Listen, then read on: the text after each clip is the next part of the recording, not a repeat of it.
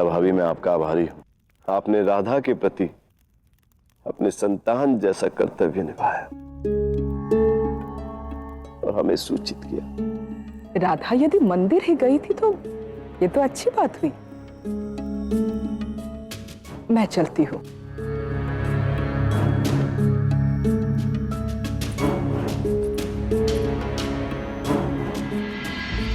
एक बात चल रही थी मन में, कह दो? कहिए ना भाभी। मुझे बस एक ही बात का भय लग रहा है वृषभान। तनिक सोच कर देखिए, अगर मेरी स्थान पर कोई और होता और उसने राधा बिटिया को इस तरह आधी रात घर छोड़ के बाहर जाते हुए देख लिया होता तो क्या होता? राधा पुत्र के विषय में न जाने कैसी कैसी बातें चल रही होती पूरे बरसाने में।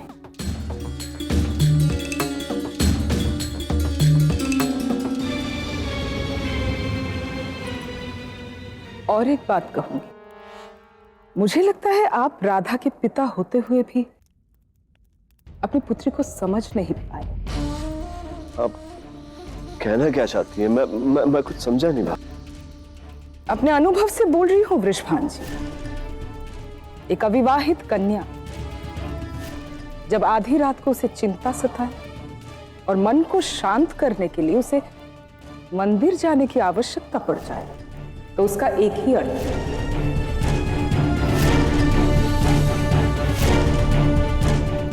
कि अब उस कन्या के विवाह की आयु हो चुकी है। उसे विवाह संबंध में जोड़ देना चाहिए। नहीं नहीं जीजी, ये कैसी बातें कर रही हैं आप? राधा एक बार रात को घर से बाहर क्या रही, इसका अर्थ ये थोड़ी ना है कि उसका विवाह कर दिया जाए। भाभी ठीक कह रही है कीर्तिदा, वो हमारी शुभचिंतक है, हमारा भला ही चाहेंगे। राधा ने हमारे जीवन में आकर अपने पिता, हमारे परिवार की धारा ही बदल दी। अपने परिवार का उत्थान किया उसने। तो वो समय आ गया है, विवाह के पश्चात वो अपने पति के घर परिवार का उत्थान करे। मैं राधा के लिए शीघ्र ही एक उत्तम वर की खोज शुरू कर दूंगा।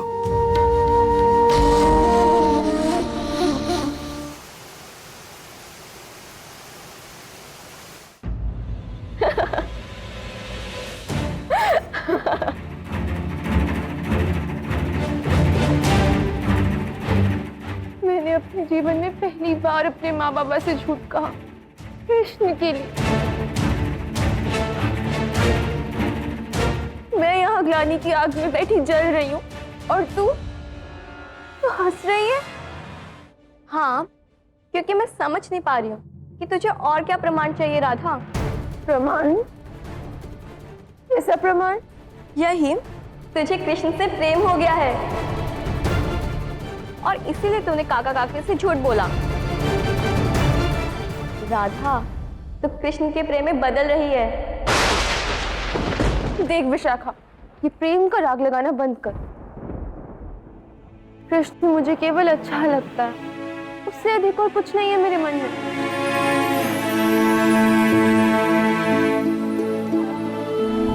प्रेम कहा थोड़ी जाता है बुद्धू। प्रेम शब्दों से नहीं, प्रेम भावों से जताया जाता है।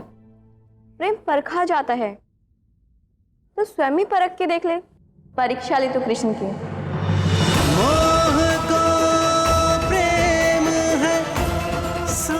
परीक्षा? हाँ, अब तो ये मत कहना कि तुझे पता ही नहीं कि प्रेम में प्रेमी को परीक्षा देनी होती है। देख राधा, यदि कृष्ण उस परीक्षा में सफल हो गया तो समझ लेना कि कृष्ण को तुझसे प्रेम है। कृष्ण की प्रीत।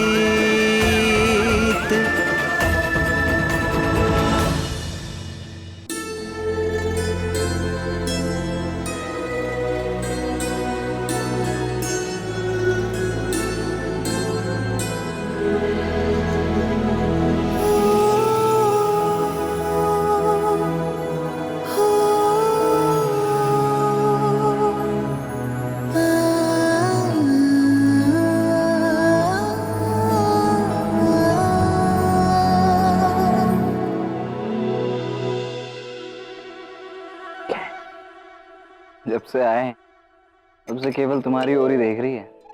ऐसा लग रहा है जैसे तुम सूरज हो और वो सूरजमुखी। आप बड़े सुख में, बड़ा आनंद आ रहा है आपको। हाँ? देखो भाई, विवाह में वर और कन्या से अधिक बाराती आनंदित होते हैं। ये बात तो उचित है।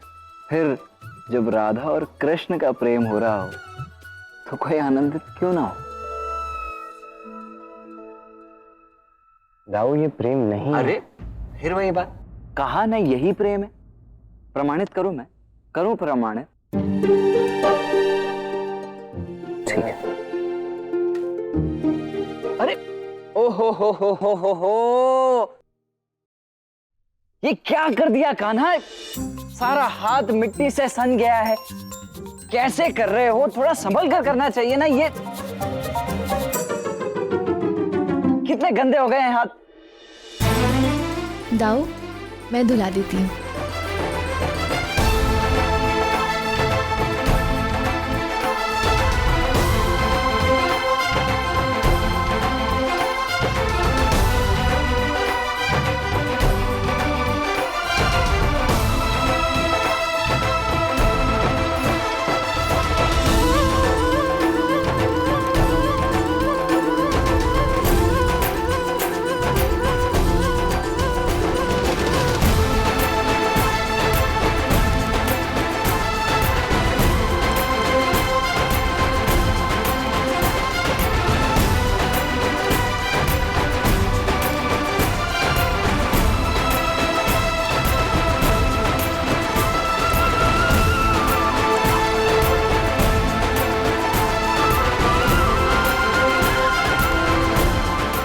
हो गया राधा।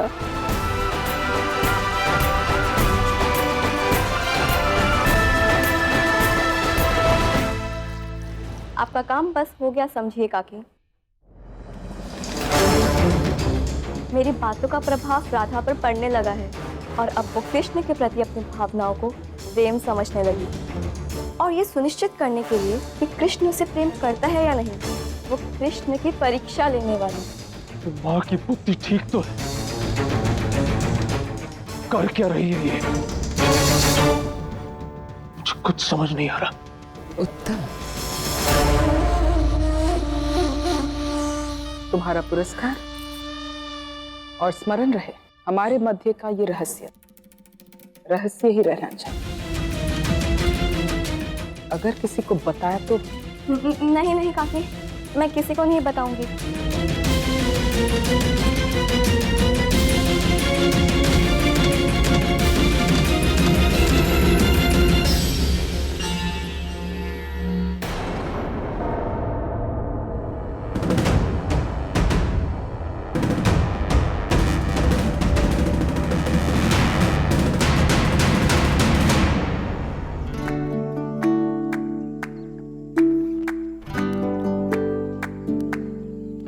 राधा तो कृष्ण के प्रेम में बदल रही है और कृष्ण वो भी तुझसे प्रेम करता है।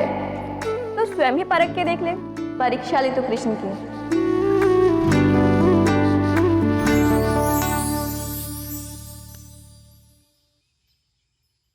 परीक्षा लेने का समय आ गया है राधा।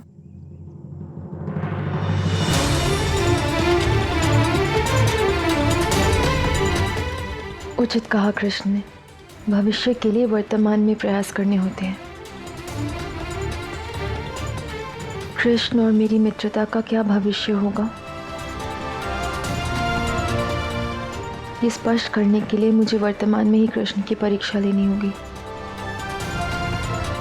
कि वो मुझसे प्रेम करता है या नहीं। मैंने सुना है उस पर्वत पे एक बहुत ही सुंदर पुष्प खिलता है।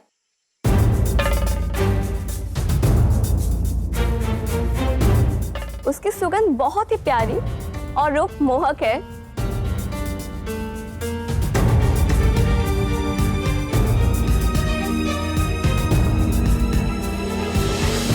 हाँ हाँ, मैंने भी उस पुष्प के विषय में सुना है, बहुत ही सुंदर है वो।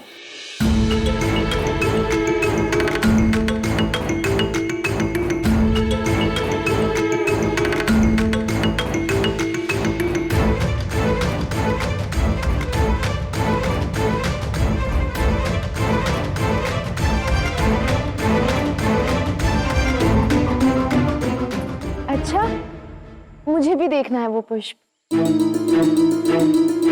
मुझे भी लेनी है उसकी सुगंध। मुझे वो पुष्प चाहिए।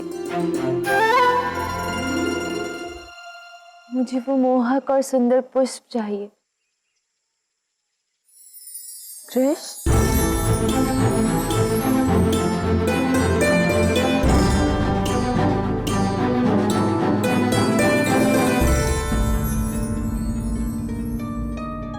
ये कौन सा नया खेल रच रही हो माँ? वहां तुमने वृषभान काका से राधा के विवाह की बात चलाई। अब उसके लिए एक वर ढूंढा जा रहा है और यहाँ तुम मेरी राधा को उस कृष्ण के प्रेम जाल में फंसा रही हो। कैसा खेल है ये?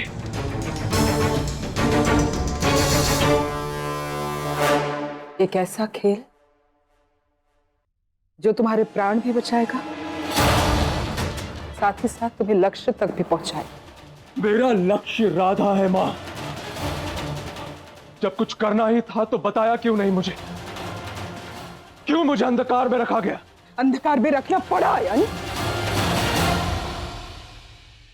क्योंकि राधा का नाम सुनते ही तुम सब कुछ भूल जाते। किंतु मैं जानना चाहता हूं कि तुम क्या करने वाली हो।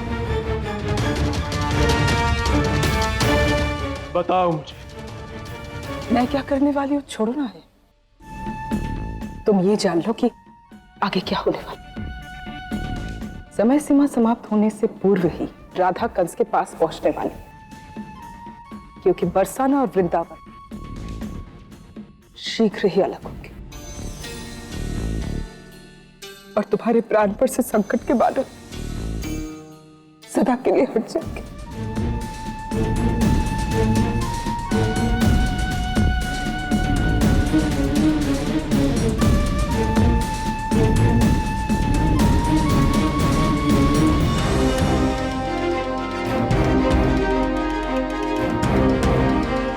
राधा, इस वन में भी बड़े मोहक और सुंदर पुष्प है, तुम वही ले लो।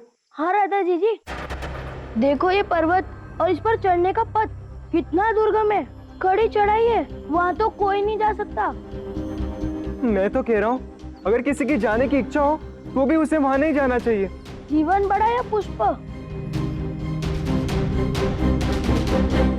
प्रतीत होता है मैं कुछ अधिक ही दुर्गम परीक्षा ले बैठी। आशा करती हूँ कृष्ण भी इसके लिए मना ही करते। मुझे लगता है कृष्ण ना नहीं बोलेगा। मुझसे प्रेम जो करता है।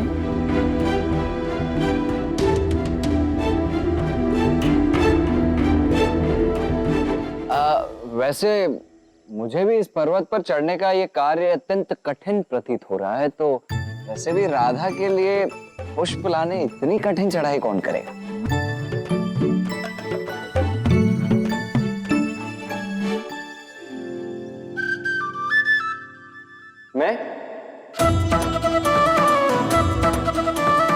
मैं जाऊंगा।